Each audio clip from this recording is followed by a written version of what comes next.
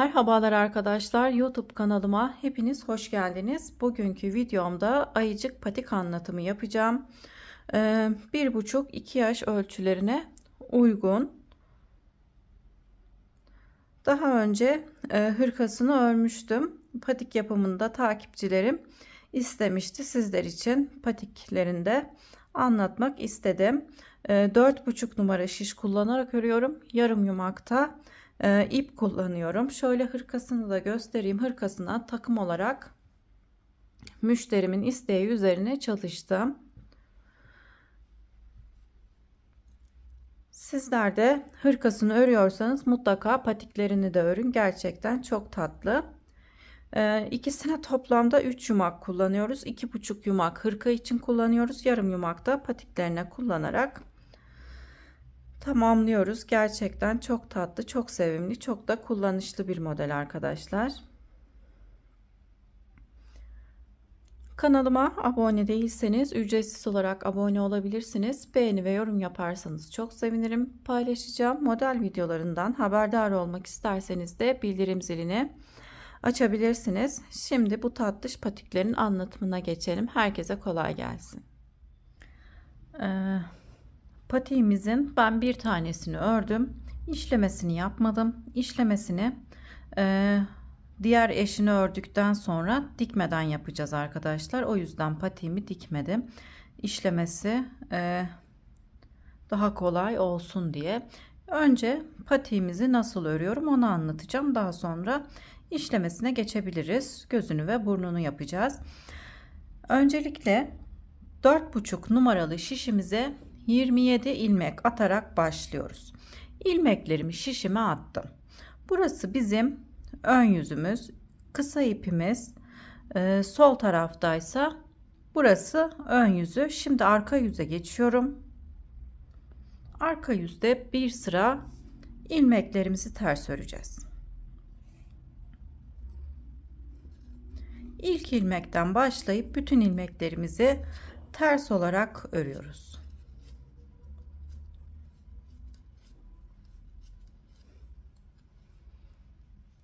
Sıra sonunda bir ilmeğimiz kalana kadar ilmeklerimizi ters olarak örelim. 26 ilmeğimizi ters olarak ördükten sonra sondaki ilmeği örmeden şişime takıyorum. Sıra başında ters olarak öreceğim. Arka yüzü ters örerek tamamlamış olduk. Şimdi ön yüzdeyim. Ön yüzde artırmalarımız olacak. Önce bir ilmekten sonra burada da bir ilmekten önce yine orta kısımda olan ilmekten ilmeğimizin en ortada olan ilmeğimizin kenarlarında artırmamızı yapacağız. Şimdi artırma yerlerine ilmek ayracı takacağım. İlk ilmeği ters olarak örüyorum.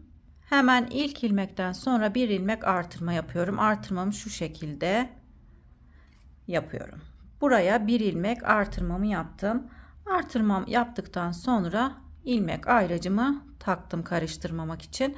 Şimdi 12 ilmek haroşa öreceğim.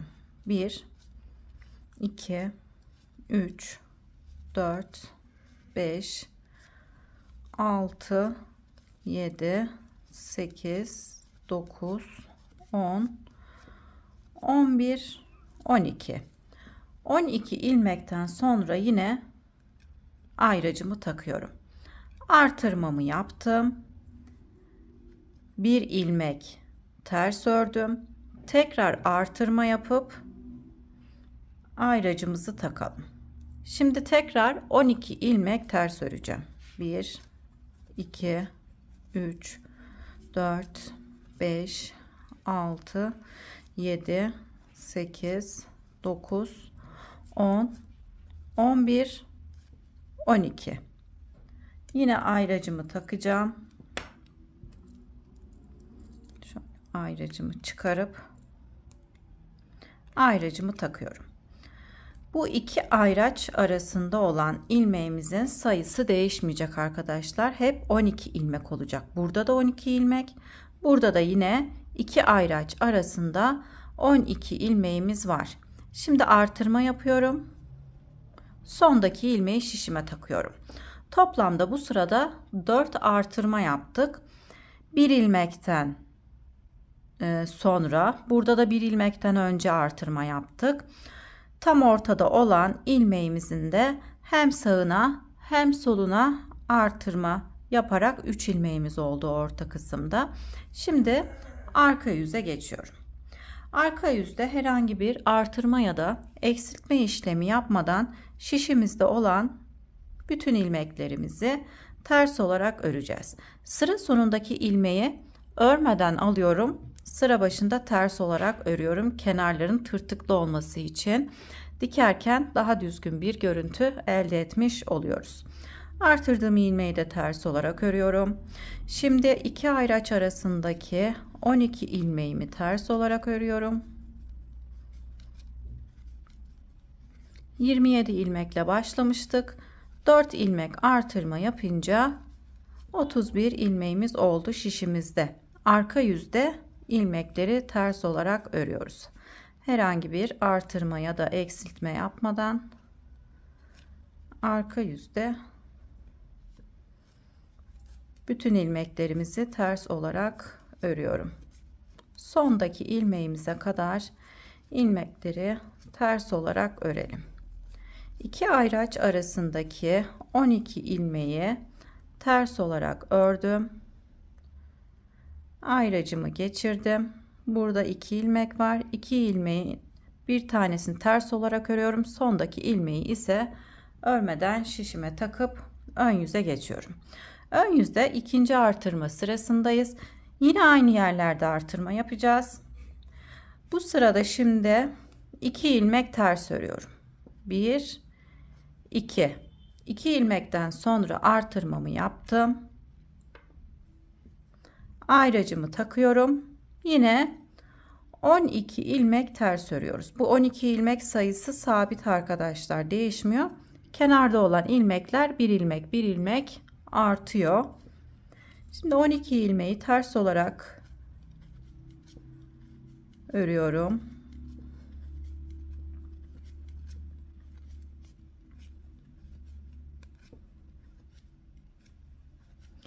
On iki ilmek ördükten sonra ayracımı geçirip bir ilmek artırma yapıyorum. 3 ilmek haroşa örüyorum. Ayracımı geçirmeden artırmamı yapıyorum.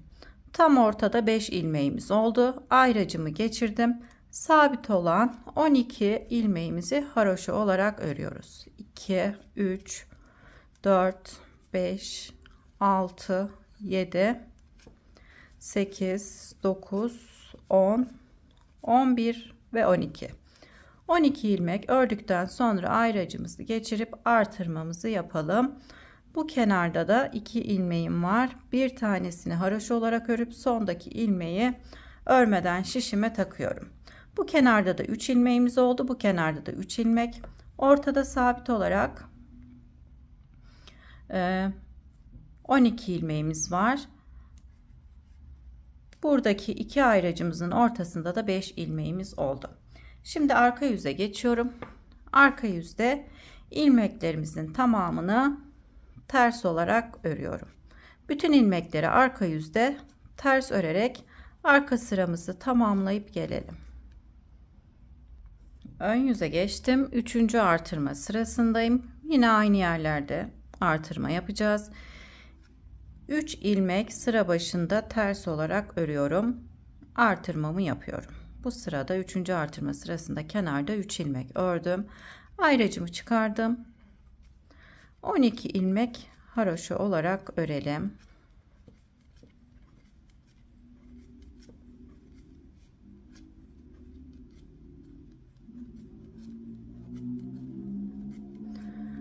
İlmek ördüm. Ayracımı geçirdim. Artırmamı yapıyorum. 5 ilmek haroşa örüyorum. 3 4 5.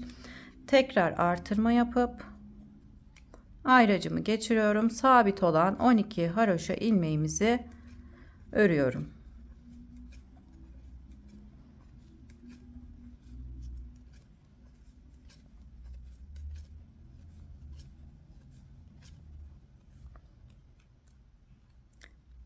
Ayracımı geçirdim. 12 ilmeği ördükten sonra bir ilmek artırmamı yaptım. Sıra sonundaki 3 ilmeğimizi örüyoruz. 2 tanesini ördüm. Sondaki ilmeği örmeden şişime takıp arka yüze geçiyorum.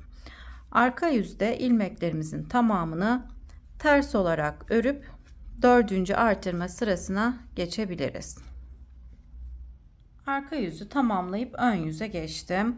Şimdi 4. artırma sırasındayız. Artırmalarımıza aynı şekilde devam ediyoruz. 1 2 3 4 4 ilmek ördükten sonra bir ilmek artırma yapıyorum. Ayracımı geçirdim. 12 sabit olan ilmeğimi haroşa olarak örüyorum. 2 ayraç arasında olan 12 ilmeğimizi haroşa olarak örüyoruz. Tekrar ayracımı geçirdim. Artırmamı yapıyorum. Bu defa orta kısımda olan 7 ilmeği haroşa olarak örüyorum. 2 3 4 5 6 7 7 ilmek ördükten sonra ayracımı geçirdim. Artırmamı yaptım. 12 ilmeği haroşa olarak örelim.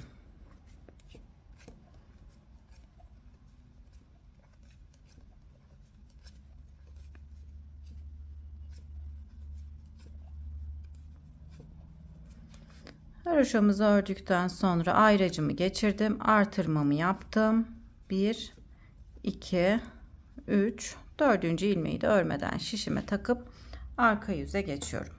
Arka yüzde ilmeklerimizin tamamını herhangi bir artırma ya da eksiltme işlemi olmadan haroşa olarak örüp tamamlayıp ön yüze geçelim. Artırmalarımızı tamamladık. Artık artırma yapmıyorum. Sayalım şöyle kaç haroşa sıramız oldu. 1 2 3 4 4 haroşa sırası, yani 4 artırma sırası örmüş olduk.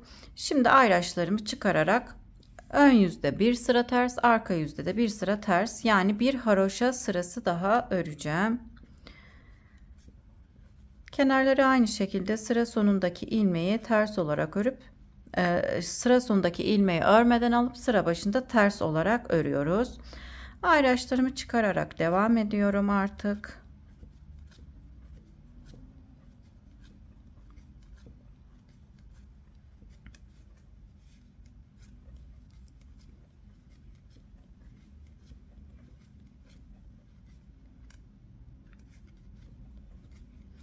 Ön yüzümüzü ters olarak örüyoruz. Bir sıra artırmalardan sonra haroşa örmüş oluyoruz. Şöyle ayraçlarımı çıkarıyorum.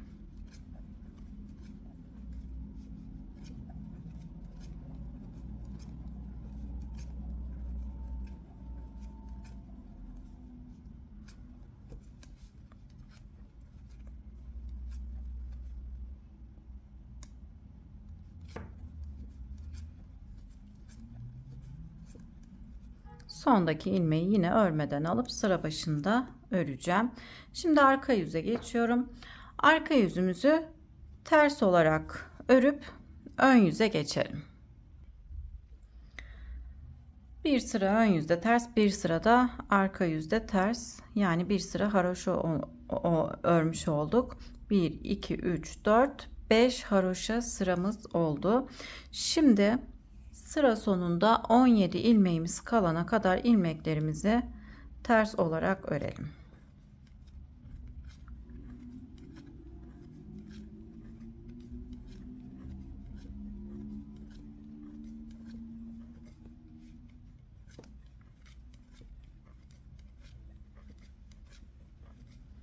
Şişimizde toplamda 43 ilmeğimiz var.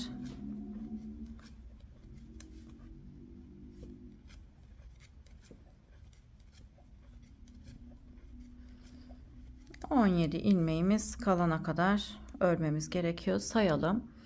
2, 4, 6, 8, 10, 12, 14, 16, 17. Şimdi 2 ilmek daha örelim. 1, 2. Buraya ayraç takıp bu tarafa gitmeden dönüyoruz. Yine sıra sonunda 17 ilmeğimiz kalana kadar örüyoruz. İlk ilmeği örmeden aldım. 1 2 3 4 5 6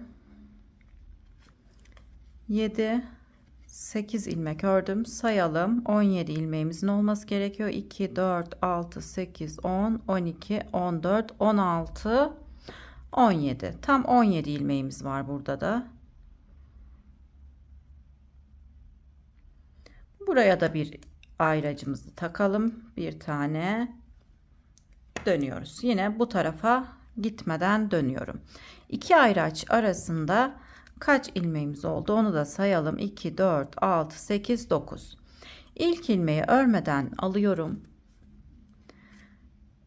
1 2 3 4 5 6 7 ilmek ördükten sonra 8. ve ayraçtan sonraki yani 9. ilmeği ikisini birlikte ters örerek kesiyorum. Ayracımı takıyorum.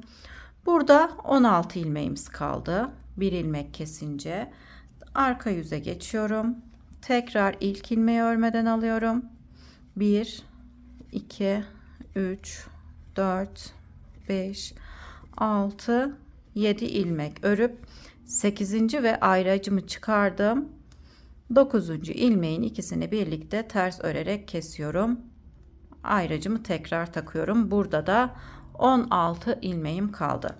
Dönüyorum. Ön yüze geçtim. İlk ilmeği alıp 1 2 3 4 5 6 7 7 ilmek ördükten sonra 8. ve ayracımı çıkarıp 9. ilmeğin ikisini birlikte ters örerek kesiyorum. Tekrar ayracımı takıyorum. Şimdi burada 15 ilmeğim kaldı. Dönüyorum. Yine ilk ilmeği örmeden aldım. 1 2 3 4 5 6 7 ilmek örüp 8. ve ayracımı çıkardıktan sonraki 9. ilmeği ikisini birlikte ters örerek kesiyorum. Tekrar ayracımı taktım. Ön yüze geçtim. İlk ilmeği örmeden aldım. 1 2 3 4 5 6 7 ilmek örüp 8. ve 9. ilmeği birlikte örerek kestim. Ayracımızı tekrar takıyoruz. Şimdi şu kısmı örüyorum arkadaşlar, göstereyim. Şu şekilde ayak ucunu örüyoruz. O yüzden kesim yapıyoruz. İlk ilmeği aldım. 1 2 3 4 5 6 7 ilmek ördükten sonra 8. ve 9. ilmeğimizi birlikte ters örerek kesiyoruz. Ön yüze geçtim. İlk ilmeği aldım. 1 2 3 4 5 6 7 ilmek örüp 8. ve 9. ilmeği birlikte örerek kesiyorum. Ayracımı tekrar taktım. Arka yüze geçiyorum.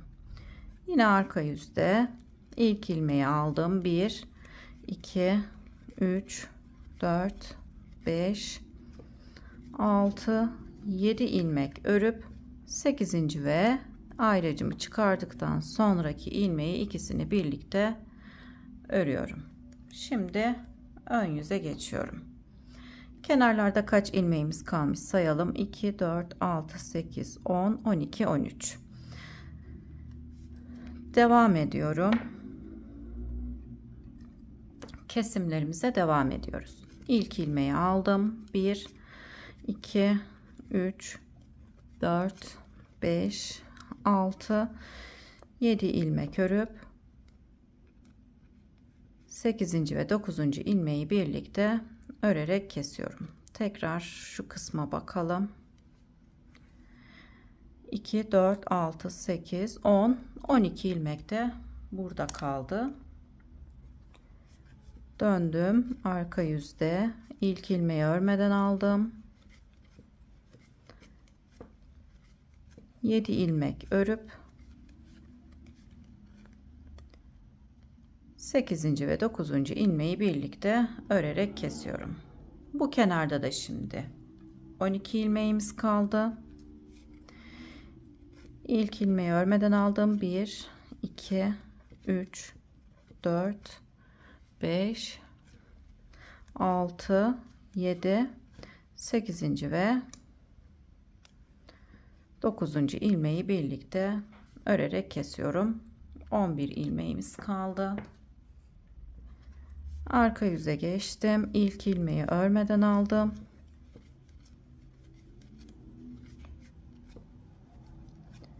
Yedi ilmek ördükten sonra 8. ve 9. ilmeği birlikte örerek kesiyorum. Şimdi ön yüze geçtim. Sayalım kenardaki ilmek sayısını. 2 4 6 8 10 11. Şimdi bu kenarda bir ilmek daha keseceğim. Artık kesmeyeceğim. İlk ilmeği aldım.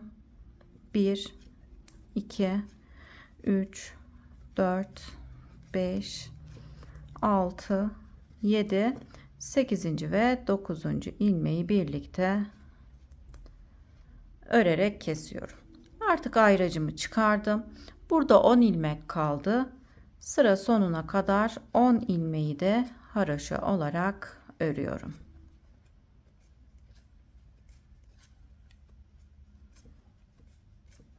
Sondaki ilmeği örmeden şişime taktım. Arka yüze geçiyorum. Arka yüzde örmediğim ilk ilmeği ters olarak örüyorum. İlk ilmeğimizi ters örerek başlıyoruz.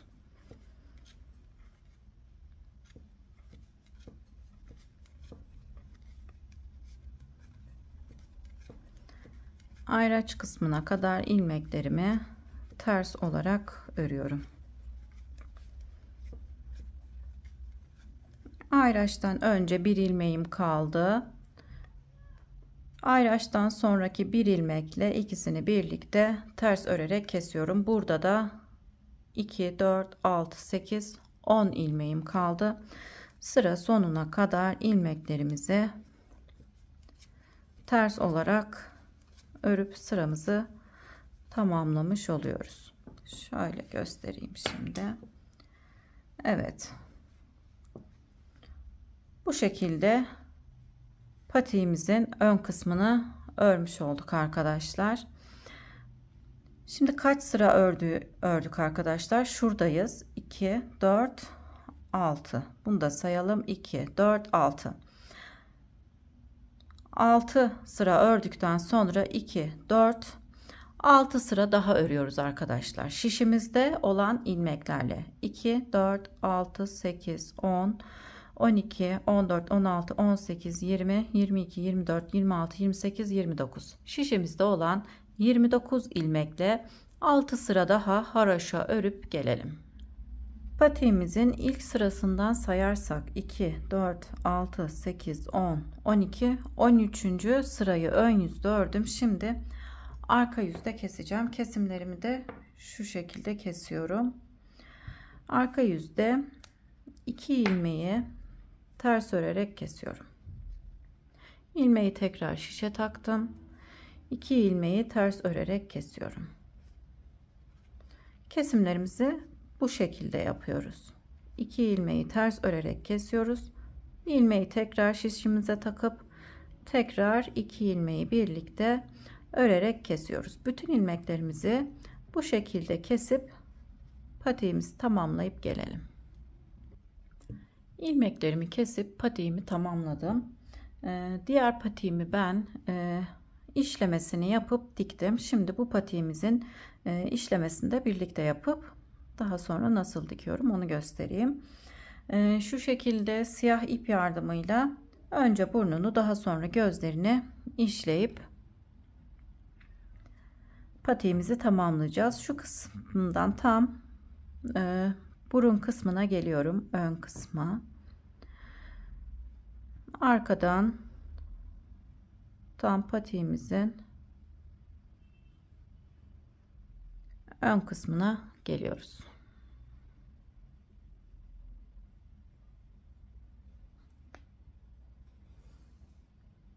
Şu şekilde bir üçgen oluşturuyorum. Biraz sağa doğru kayıp arkaya geçiyorum.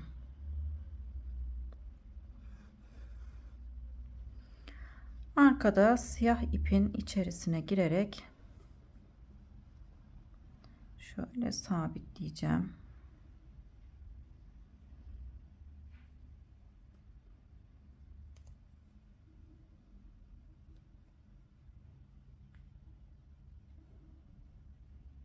Şöyle önce bir ipimizi açalım.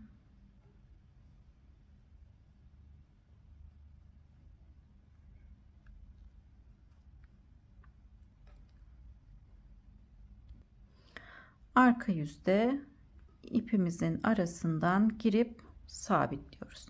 Tekrar ön yüze geçiyorum. İlk batmış olduğumuz noktaya tekrar batıyorum. Yine aynı şekilde şu ipi biraz genişletelim. Yine üçgen şekilde bu defa sol taraftan girip şu şekilde üçgen görünümünü veriyoruz. Daha sonra yine ilk batmış olduğumuz yere batıyorum. Bu üçgen görünümü vermiş olduğumuz kısmı siyah ipimizle dolduruyoruz.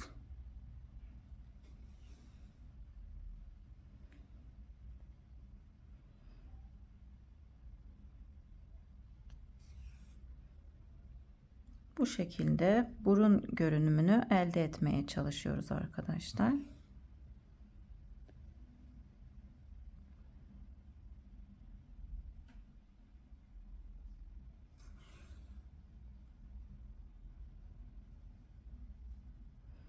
En son arkaya geçerek tamamlıyorum. Bu şekilde arkadaşlar. Önce üçgen oluşturup içini doldurarak burun görünümünü elde etmiş oluyoruz. Şimdi ipimizi sabitleyip göz yapımına geçelim. Burun kısmını yaptıktan sonra burundan sonra 1 2 sıra sayıp sağ tarafa geçip arkadan çıkıyorum. Daha sonra şöyle yine 1 2 haroşa sırası sayıp arkaya geçiyorum. Yine aynı şekilde ipimizi arkadan sabitliyoruz. Şöyle göz kısmını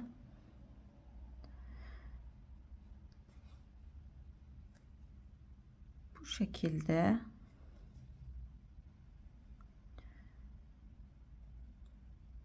belli olacak şekilde 3 ya da 4 kez birbirinin üstünden geçecek şekilde işlemesini yapıyorum arkadaşlar. Aynısı gibi tam bu gözümüzün karşı tarafına da işleyip gelelim. İşlemesini tamamladıktan sonra şöyle arka yüze geçiyorum. İç yüzde 2 kat ip alıyorum. Normal örgü ipi alıyorum arkadaşlar. Patiğimizin rengine yakın bir renk alıp bu şekilde arka yüzde birleştirerek dikiyorum. Normal dikme tekniğiyle dikiyorum. Şimdi iplerimi gizleyeceğim. Patiğimi dikip geliyorum. Şimdi bağcık yapımını göstereceğim arkadaşlar. Bağcığını nasıl yapıyorum, kaç santim yaptım onu göstereceğim. Patiğimi tamamlayıp geliyorum. Zincir çekerek 50-52 santim kadar bağcık öreceğiz arkadaşlar. Bağcığımız şu şekilde, yakından göstereyim. Normal zincir çekerek örüyorum.